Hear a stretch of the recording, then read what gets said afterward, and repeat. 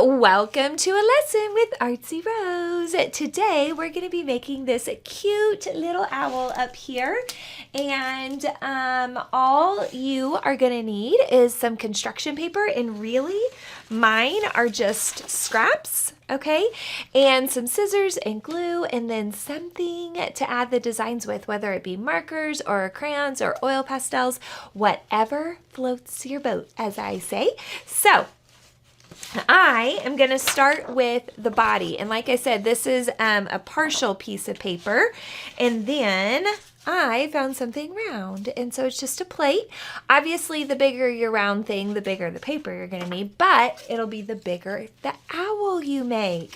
So I am going to stick my plate over here in the corner, and I am going to trace around it. I'm doing a pencil. Obviously, you could use a marker or crayon or just whatever you have. And then when I take this off, I have a great circle, okay? And I do that any time I'm trying to make a perfect circle, because it's really hard to draw one. Now, I know I've told you this plenty of times, but be very careful with scissors. I have had so many accidents with sharp utensils and have had to get stitches. So be careful with your scissors. But thumb hole is the smaller one. It goes up top. Oval hole goes on the bottom. That's for your fingers. I know you're like, duh, Miss Kimberly, but honestly, I've seen a lot of kids twist their wrist upside down and hold their scissors upside down. So thumbs up top. And I always hold my paper away from the scissors, just like this, and turn the paper in my scissors instead of trying to like twist my arm around what I'm cutting. So we just keep turning that paper, and we now have a nice little circle. All right, so now we're going to take this circle and we are going to fold in the edges. Now the tricky part is getting our edges folded the same. So I'm going to fold over one side. Notice it makes a little bit of a diagonal, right? And you can go more diagonal or less diagonal. And then we'll do the same thing on the other side. And I'm trying really hard to make them similar, but it is kind of tricky to get them the same. Okay, bring that over just a little. So now we've got our edges folded in just like that. Okay, so now we're going to take the top and you're going to fold it over. And you can fold it over more or you can fold it over less. It depends on the size you want the head to be, right? So we are going to fold that over just like this. So now we've created this space for the eyes. I'm going to set this down for just a minute, and we're going to move on to making the beak and the feet and the eyes. So like I said, I just have some scraps. You could do any color paper, but I do like to keep my scraps. At school, I keep my scraps sorted by colors, and so that way it's real easy to just go grab whatever color you need. You don't have to dig through a big box. So we need 2 feet and we need 2 eyes, correct? So a little trick that I do is I take my papers and I fold them in half. So now whenever I cut out one eye, I'm actually going to be cutting out 2 eyes, right? So we'll take our scissors, again, thumb on top, and we are going to cut out a circle eye. Now, you may actually want to draw with pencil first before you start cutting, just because sometimes it's tricky to cut circles because you keep trying to trim them and make them more perfect. So you could find something round and trace it. Let's kind of measure, make sure these are a good size. Yep. So you could find something round and trace it, kind of help yourself out a little bit, okay? So now I need 2 feet, correct? So I am going to hold my little feet up to the body. And let's see. about what size feet I'm going to need. Okay, so now I am going to draw me some feet, but I probably want to draw them with a pencil, but I'm going to use a marker so y'all can see what I'm doing. I'm going to go diagonal and diagonal, so that's the side of the feet, and then I'm going to draw like a lazy M in there, okay?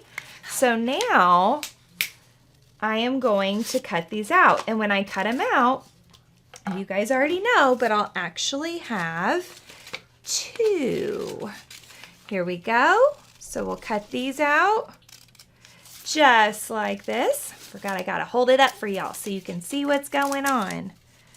All right, so now I am going to cut that one right there.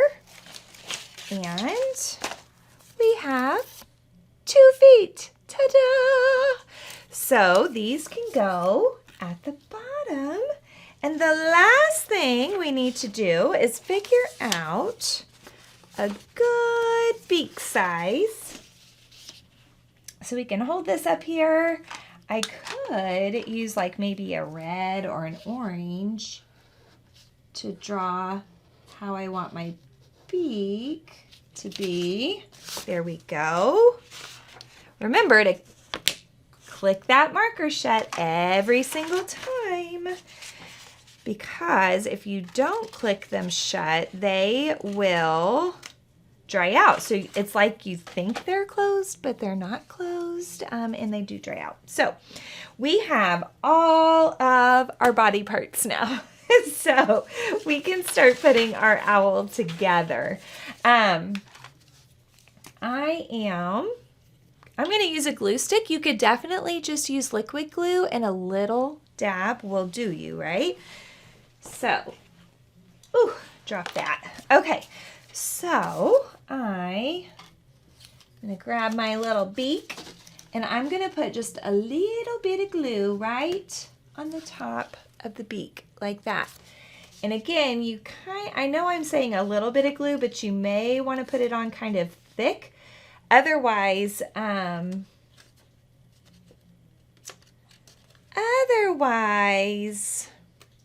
it'll fall off.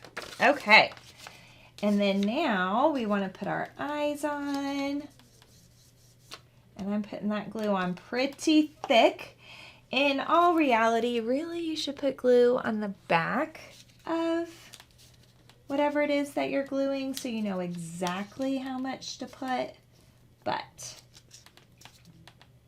I'm pretty good at eyeballing things. All right, so looking, starting to come together, but it does look a little scary. It definitely needs its eyes done.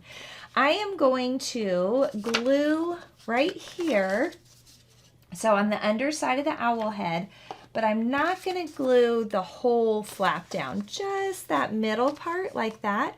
So this way the wings will still kind of pop up just a little bit, okay?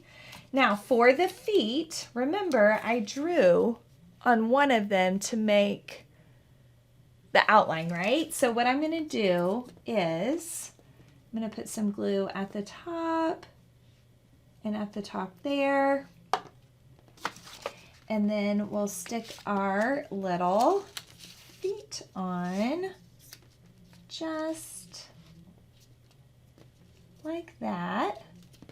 And you can kind of play with where you stick them or balance them out a little bit better. There we go. All right.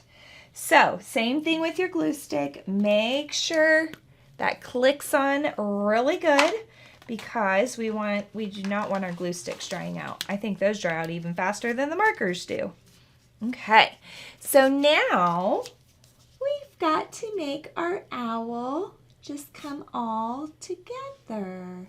So we'll draw some shine in the eye, shine in the eye, just like that.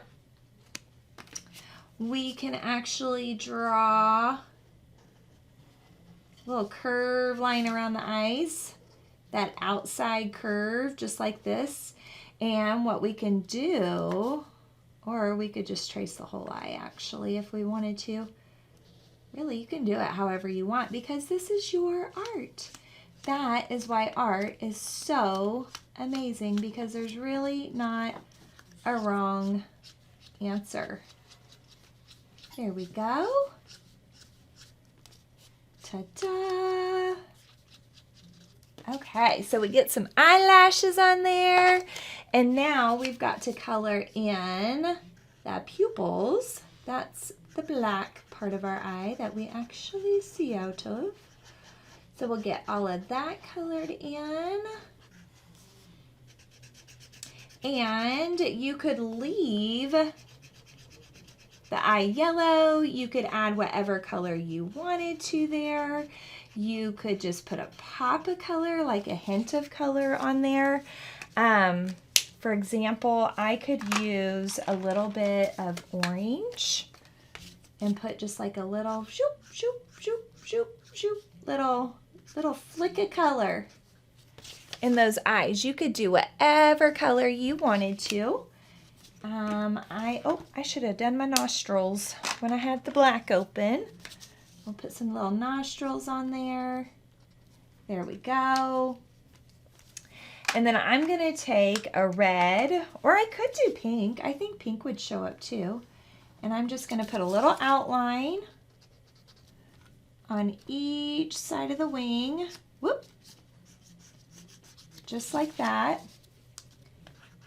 And make some kind of like W's or U's to imitate some feathers. Just like that. You could even do some on the belly if you wanted to. That could be really cute. And now I think the feet need a little extra something, and then I think our cute little owl will be all finished. You guys could definitely do different size circles, and it would make different size owls, right? So you could make like daddy owl, mommy owl, or grandma owl, mommy owl, baby owl. Like, you could have so much fun. The possibilities are really endless. And then you could create a fun story about your owls. So here is my fun little owl character that is totally ready for some literacy projects, right? Anytime we can get those kids' imaginations flowing, that's even better. Thanks guys for hanging out with me and watching all the way to the end. Please like, share, comment, do all that awesome social media stuff. Help Artsy Rose out. Thanks so much for hanging out, and I cannot wait to do some more art with you.